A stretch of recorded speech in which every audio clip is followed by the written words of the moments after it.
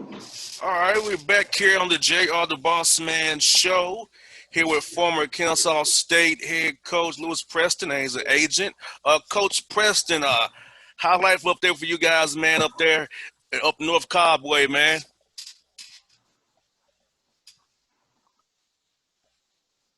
Life up here is good. Can't complain right now. As we talked about earlier, you got all the stuff going on in the NBA in light of everything today. So just kind of just taking it all in and seeing how we can get better as a society right now. Most definitely, Coach Preston. I want to really talk about your journey because you was coaching at Kennesaw State, and then you transitioned into the private world outside of coaching, and now you're an agent. So talk about that journey from how one journey stopped when you coached at Kennesaw State to where you're at today, Coach. I think it's a great transition going from the floor to being an agent, and like how have you done it? So let's talk to the listeners about that, Coach, if you don't mind. Um, the first thing in regards to that, JB, was I coached for 17 years, had a great coaching career, very fortunate to work with, I think when it's all said and done, two Hall of Fame coaches and Mike Bray, worked with him for 6 years at Notre Dame, worked with Billy Donovan, was fortunate enough to be a part of that second national championship squad at Florida. And then, from Notre Dame to Florida, then to Penn State. But before all that, I got started at Coastal Carolina with Pete Strickland, who was also my college assistant coach. So having a chance to have that type of a career, then becoming a head coach at Kennesaw State, not working out the way that I wanted it for 3 years. And then I actually stepped away from the game completely for about 2 or 3 years, went out into corporate America. And now I work with the BDS agency with Brian Stanchak on the men's side. I've been doing that now for about 2.5 years, representing college coaches. The main reason why I decided to do that was to help coaches not make the same mistakes that I made and kind of be that 30,000 foot view, overall objective view, have an experience in uh, coaching, and then making sure that they're doing everything that they need to do to be the best coaches they can be, not only on and off the court, but also within the community and within society. Most definitely, coach, because having somebody who's been in those shoes to be able to represent them, we're dealing with ads, booster clubs, all the people that deal with to get a contract done.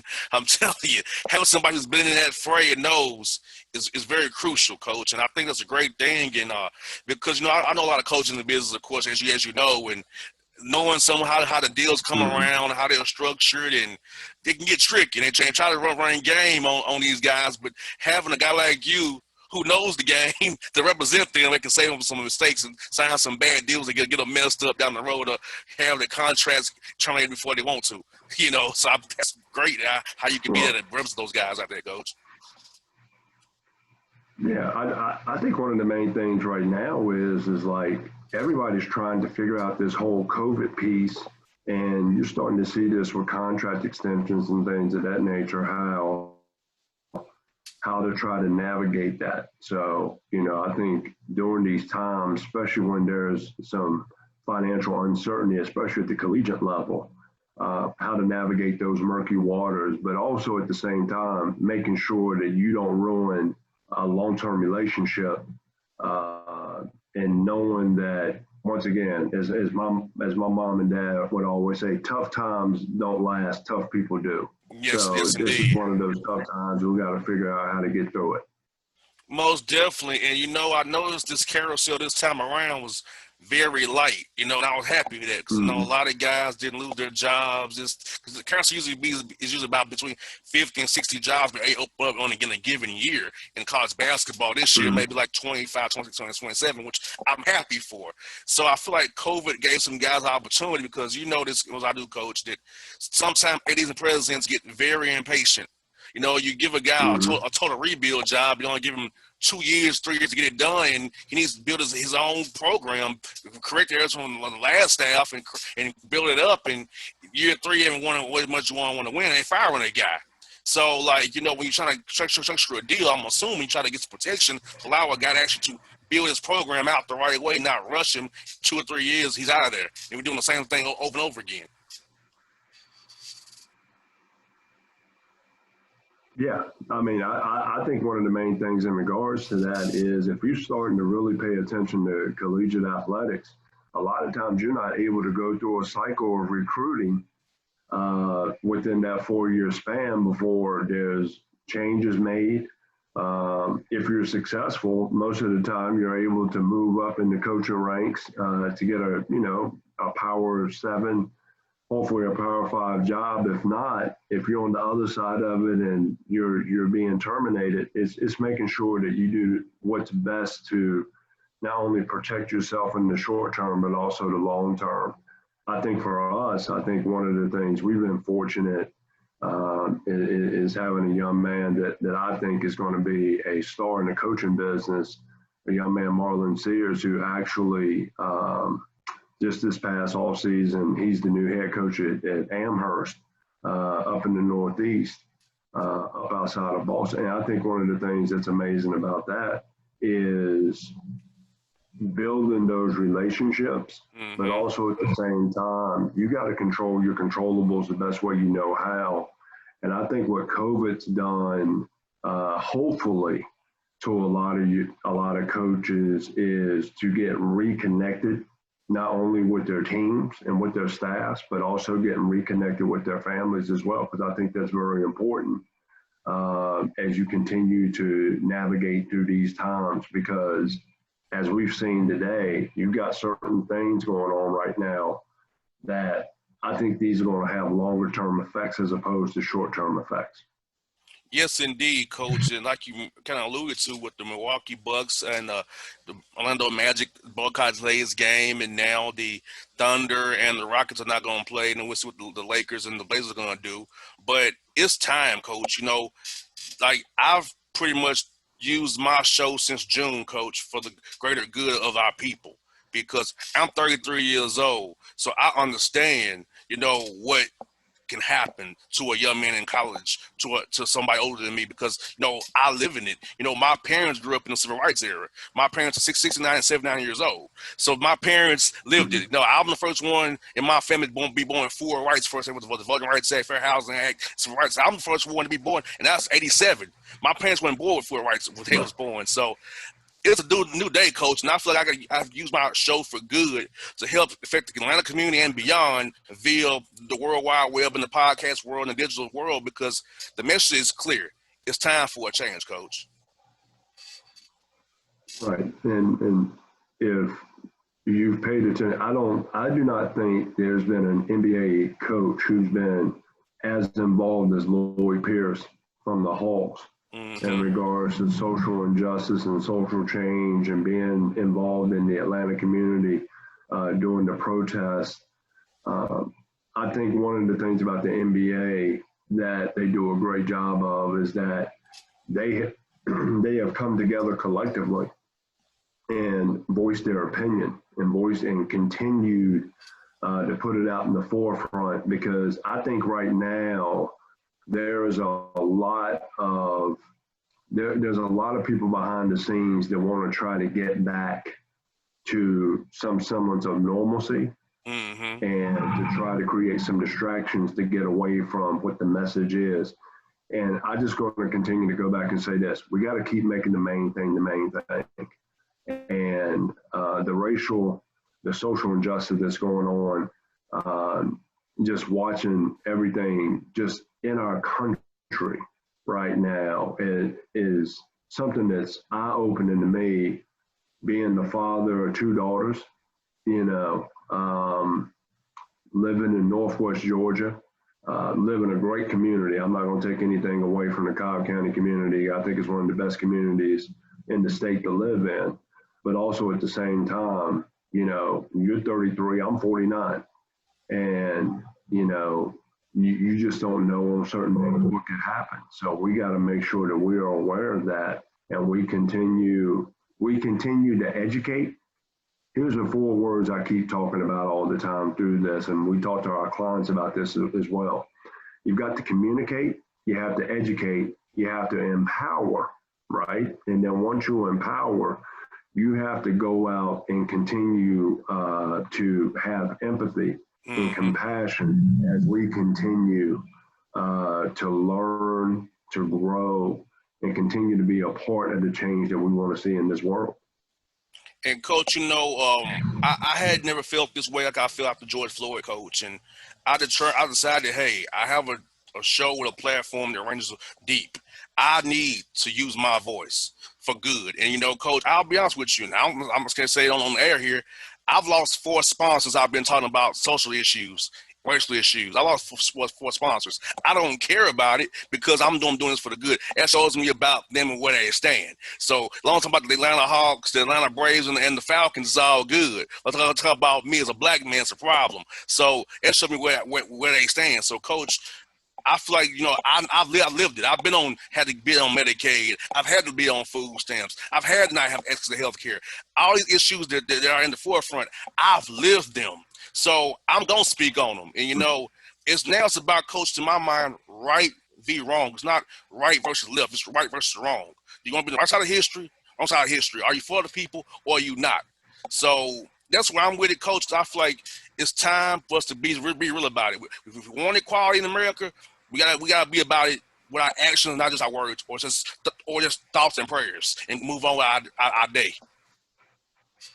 Right. And JB, as you talk about that, even from a deeper perspective, at the end of the day, we're both black men.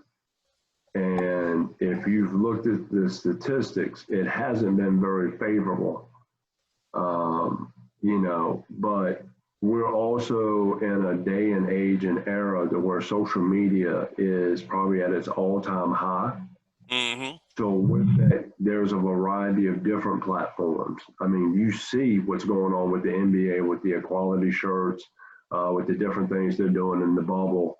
I think what Chris Paul is doing with the different HBCU shoes that he's wearing every game, how players have shown a united front in their post-game interviews, coaches in their post-game interviews, talking about the different things that's going on in America. We have to get to the point to where we have to have the uncomfortable conversations. Yes. And I will go back and say this. I'm willing to be reasonable as opposed to rational with this. And what I mean by that is when you have rational thinking, you try to find people that follow or believe in what you believe and you go off in your group. When you talk about reasonable, you're willing to be wrong, right? Mm-hmm. But willing to be wrong, knowing what you believe in. But once again, it comes to having the uncomfortable conversation. If you want to try to run away from this situation, it's going to eventually catch up to you.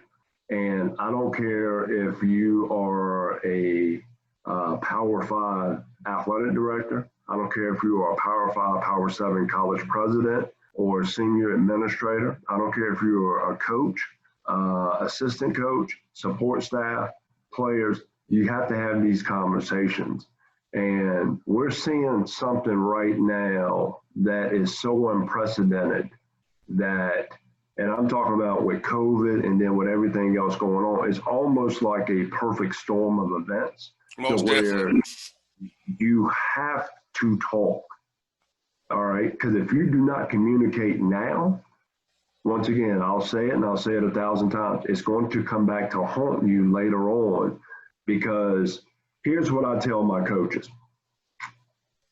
How in the world can I, as a coach, during this time, not have these conversations with you, but then at a very critical point, I'll blow the whistle and I'm going to say I demand 100% of you. How can I demand 100% of you on and off the court when I didn't give you 100% of me?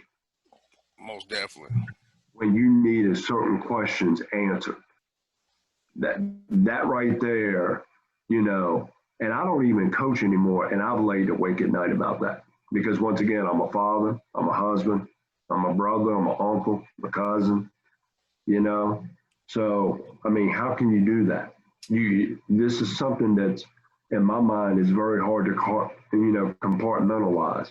I think you have to meet this head on and be willing, once again, and I'm going to say it again. Now I'll say it until, I go hoarse.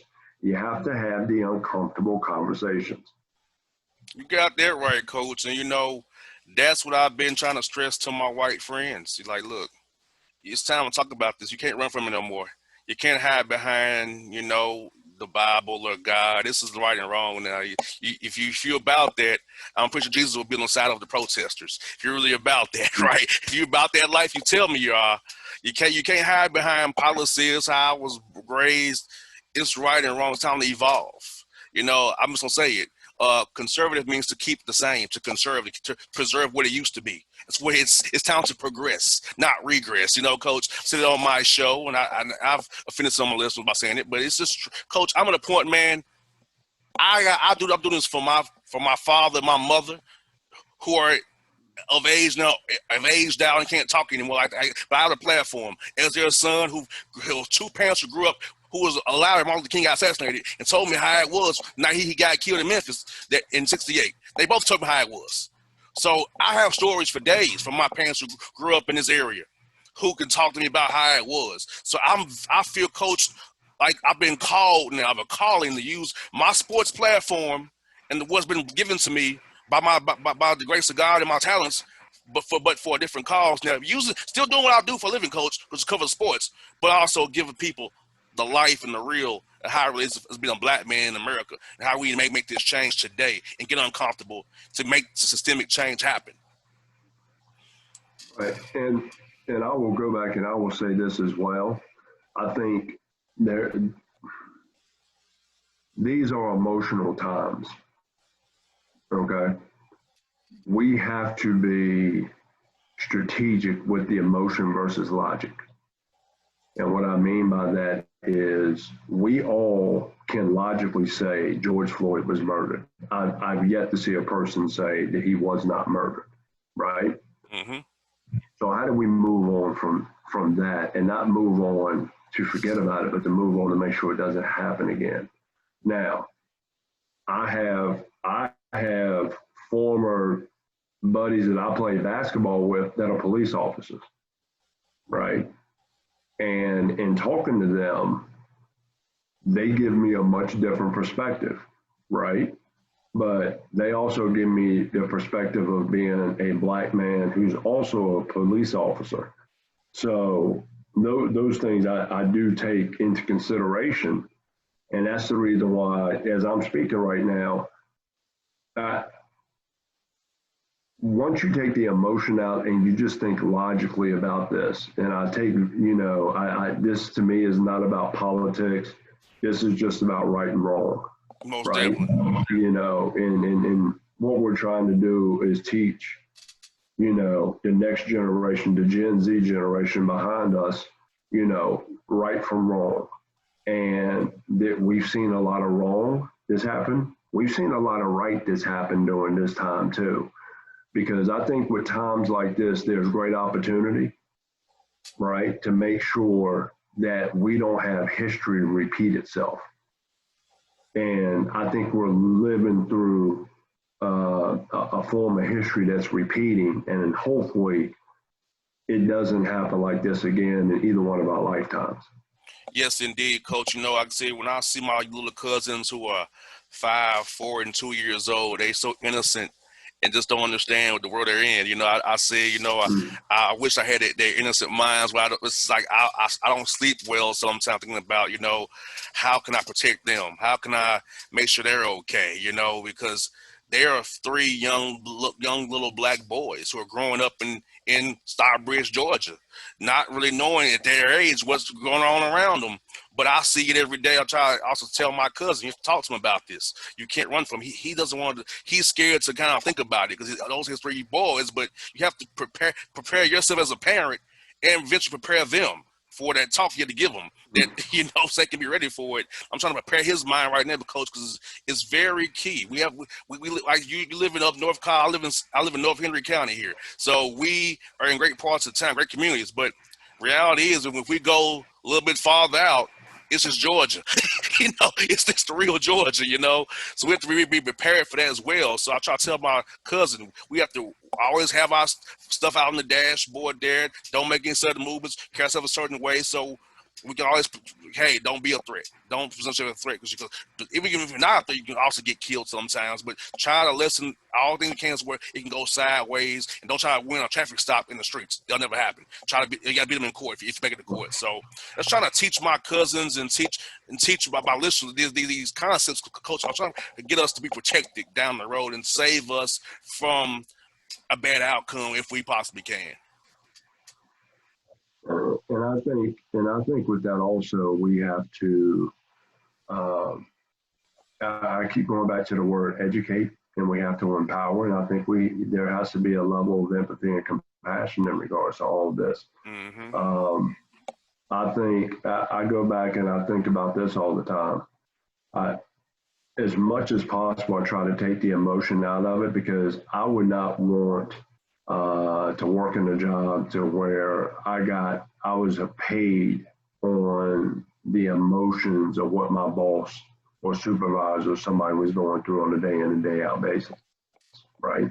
Mm-hmm. So I think we have to take, to an extent, the emotion out of it, but it's also an emotionally charged time, because we keep seeing this stuff that's happening, and we're like, when is it going to stop?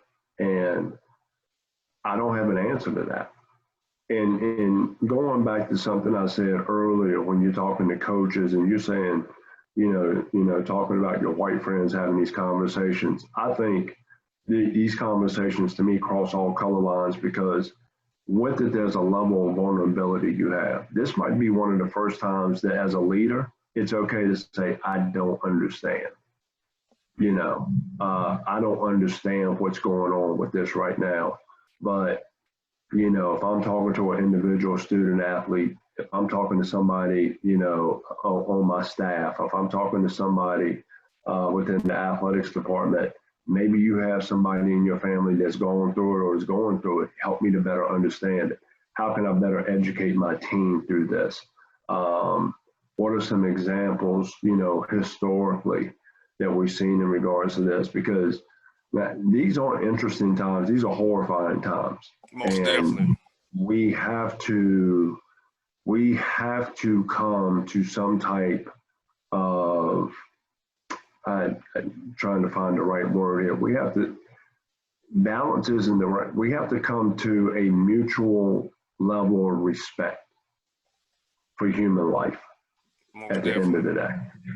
Most definitely. A mutual respect of human life. Like, I do not walk out of my house, I don't carry guns. I respect people that, want to carry guns and do it. I don't walk out of my house with the intention of trying to do harm. I walk out of my house every day with the intention to try to bring some good into the world the best way I know how. Sometimes that's not for everybody.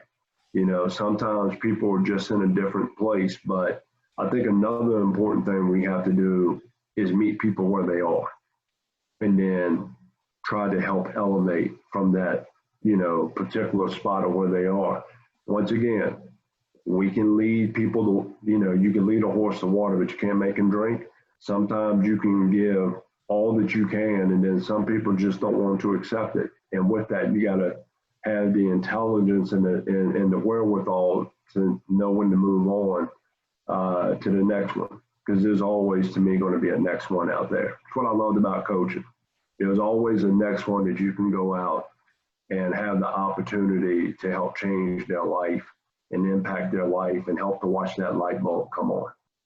Now, Coach, I know you've been out of the game for a few years here. Do you ever forget the urge to want to get back into coaching, or do you feel like that life has passed you by? Do you want to get back in ever? The life has never really passed me by. I've stayed involved with basketball, whether it's doing some different things with the Hawks Naismith Classics or with Marcus Burnett and SUV TV. Was doing some stuff with the Georgia Hoop Circle, contributing there. I contribute to a variety of different things in regards to basketball. I love the game of basketball. It afforded me the opportunity to get a college education. It afforded me the opportunity to travel the world. It afforded me the opportunity to impact young men's lives. I met my wife through basketball. My two daughters were born when I was a basketball coach. So basketball's had a very positive impact on my life. So, I'm very strategic now in how I use basketball, because at the end of the day, I always end different talks. Did you use the basketball, or did the basketball use you? And hopefully it's you use the game of basketball to take you to those next levels in life as you transition out of that sport to whatever you want to do next, whether it's broadcasting, whether it's coaching, whether it's politics, or whatever, field or platform you want to go or use.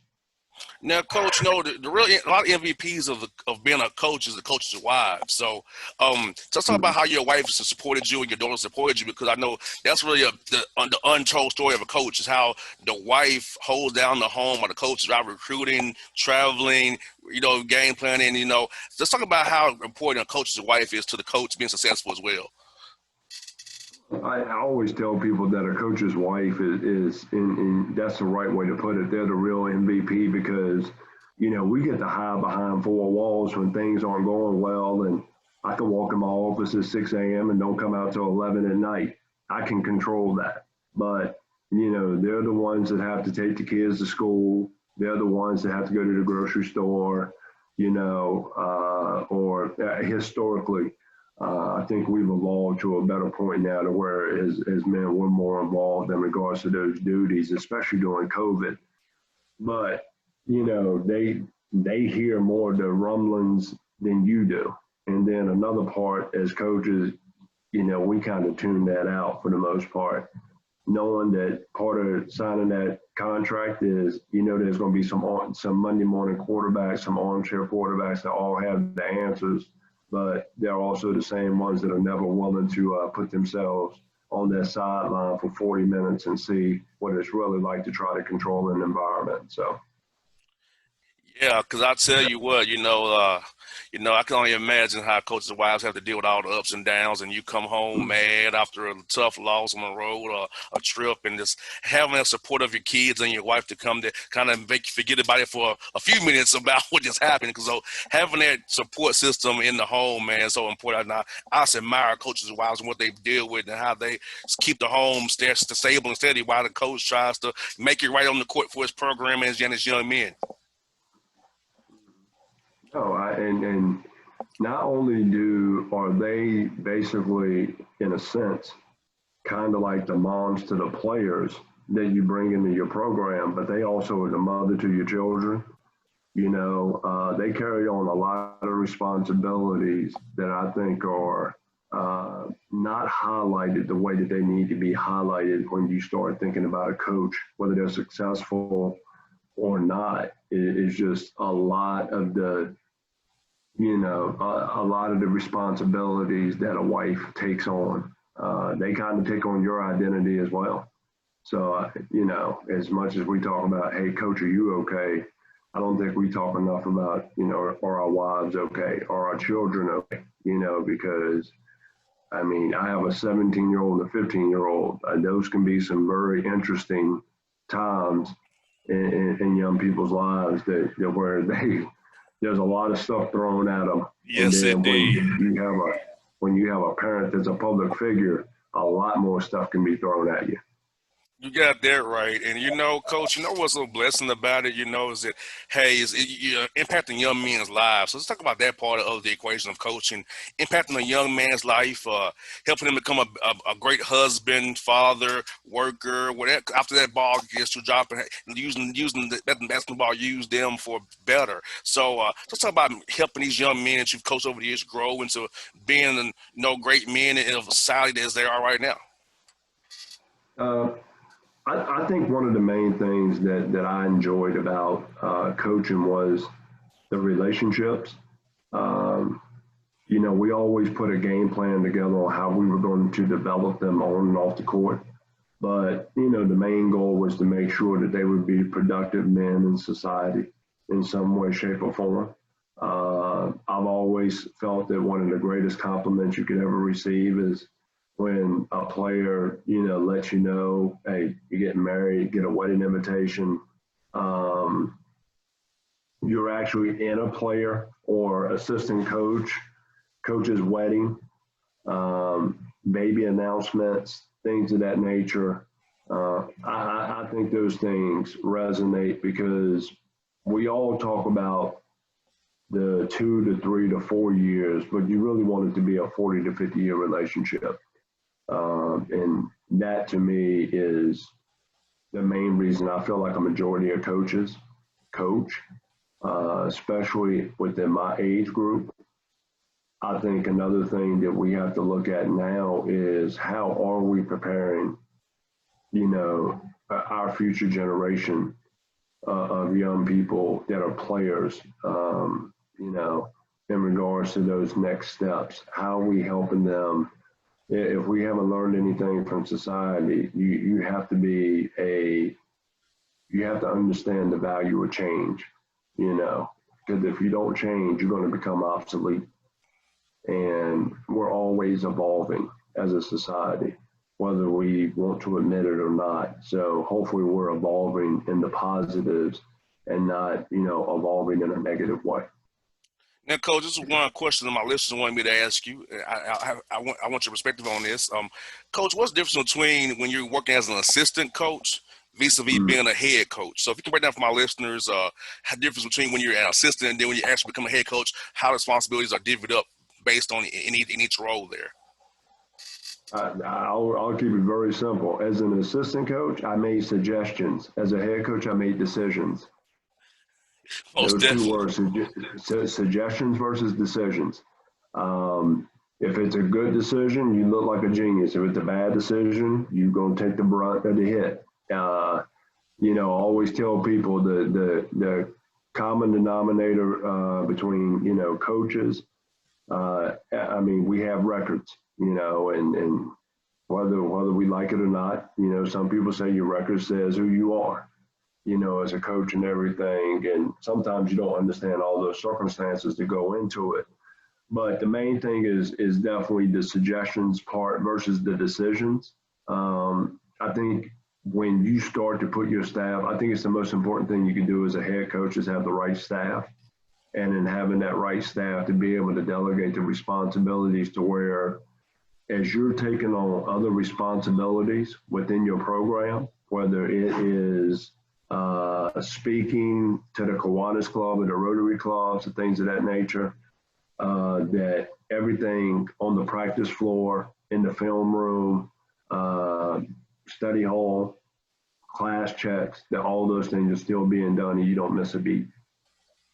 Oh, definitely. I'll tell you, I described it as like being a CEO of an organization. That's how I was describing it to my listeners. But they wanted me to ask you because you are a coach. So ask him that question. I said, I'll ask him for you guys because I'll give you what you want. And you gave it to him simply as you could. Just the same as a co-host radio show. Suggest versus decisions. Like I'm gonna decide what I cover and I don't cover. I'm gonna take a suggestion, but I'm gonna do what I want to do. So I think you laid it out so perfectly right there, Coach. Cause I'm like, that's basically how it is. Right. Well, here's the interesting part right now, JB. 10, 15 years ago, if you really paid attention to college athletics, a lot of your ADs were former coaches.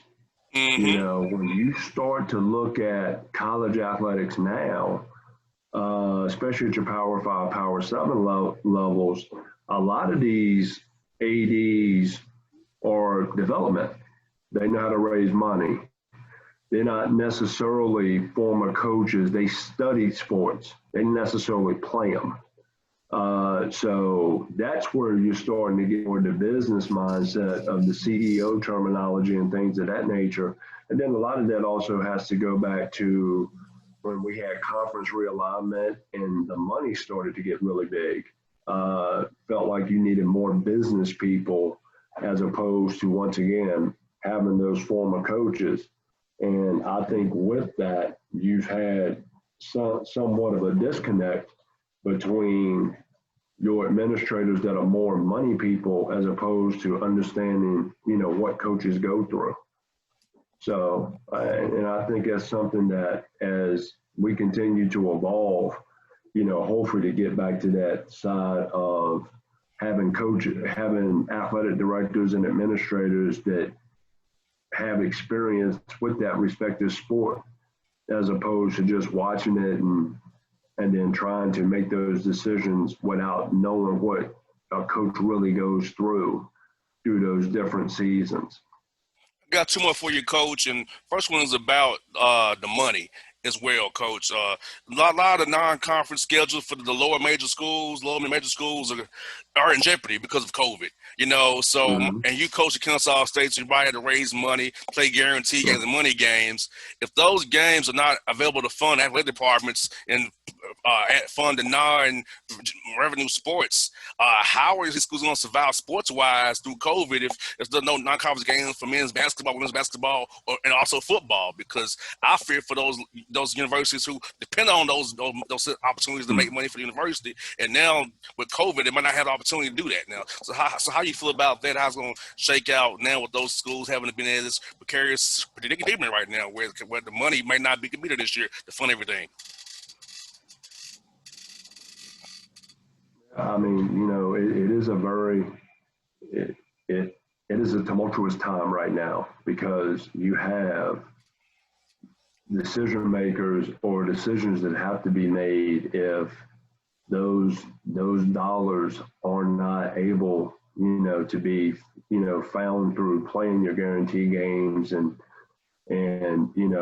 there's I think it's above 50-50 whether you'll see college football or not this year, which takes a huge hit in regards to your athletic budgets and things of that nature. And if you've really been paying attention, you're starting to see athletic departments talk about furloughs.